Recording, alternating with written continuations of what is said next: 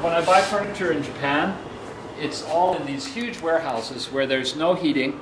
It's hot in the summer. It's freezing in the wintertime. This is how this stuff looks when I buy it. Look how down at the heels and dirty and dilapidated it all looks. They haven't been taken care of for 75, 80 years. So then Juan gets a hold of it, and he has a good look at it. He turns it around. He looks at the inside. He looks at the outside. And then he decides what to do, and he talks to me. Sometimes we'll take this chicken wire out. This was for food behind here.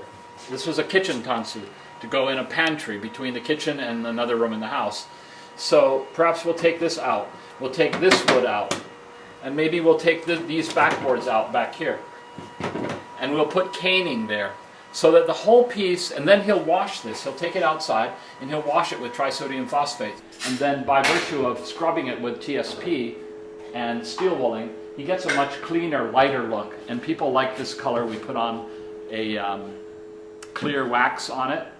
He works the hardware, refreshes it with wax. We use brie wax, which is a metal wax, which is terrific. And so by the time it's done, it has another 100 years of life in it. It's quite good. Thank you, Juan. Me too, Charles. Sometimes it's broken for all of it. And sometimes the doors here. I cut over here, then I cut here, and I move this piece a little couple inch or more in, because when putting on the doors on the cabinet, it's not in, so it's opening like this. The pieces almost like this. It's not closed, so it's necessary to cut it in the back to put in very flush to almost even to here.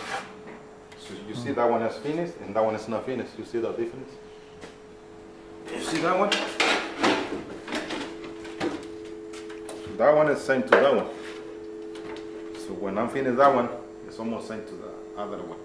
But that one is ready for putting a clear wax.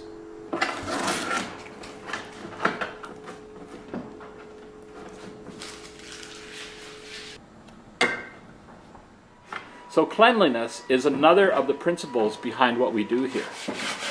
If it's dirty, then it's not going to be here. It's not part of my aesthetic or of my interest.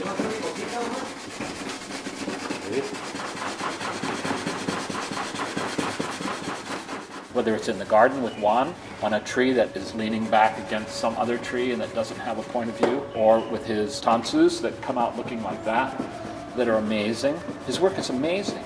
He does better tansu restoration than anyone I've ever seen anywhere, including Japan.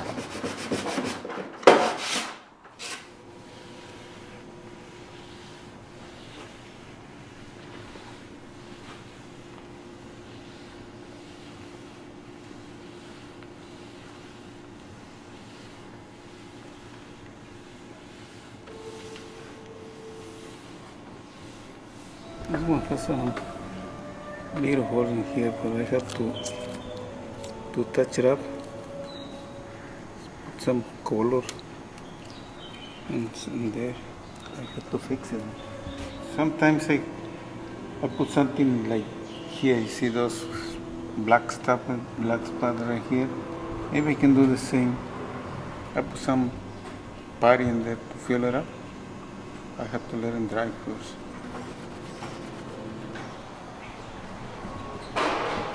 This is a parking lot.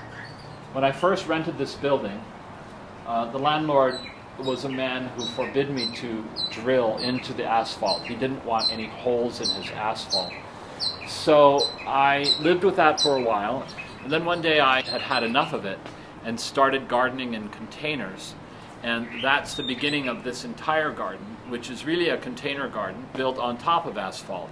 My landlord has died, and there are a few things since his death that I've planted in the ground, but I've remained true to the promise I made to him, and we really don't plant much in the ground. The exception is this little garden here. This was a different property that I took, and there was a chain link fence which went from left to right across here and went right through this venerable old fig tree which is the only tree, this is the only plant alive in this space when I took it over. So then I was able to combine both spaces and then started in earnest to make the garden. I want people to see that there's no such thing as a, what do people say they have? Not a green thumb, but the other thumb. If it's not a green thumb, it's or they say they don't have a green thumb if they kill plants. It's just ludicrous. This whole effort is about paying attention, about opening your eyes, about looking, about taking your finger and plunging it into the dirt to see if the dirt is soggy or if it's dry, to let the plants tell you what they need. If you see a plant with leaves that are sagging down, it means that the bloody plant is dry and you better get the water out and put some water on it. So it's about intelligence and about your intention and about paying attention. And my career is based on paying attention. My life, in truth, is about paying attention. Only to the things that I like, because I don't pay attention to a lot of stuff. But I pay attention to this aesthetic and to the places in the world that I like and to various kinds of architecture. So, but now with the setting sun, you can see the shadows on these trees. They're absolutely, it's a beautiful thing.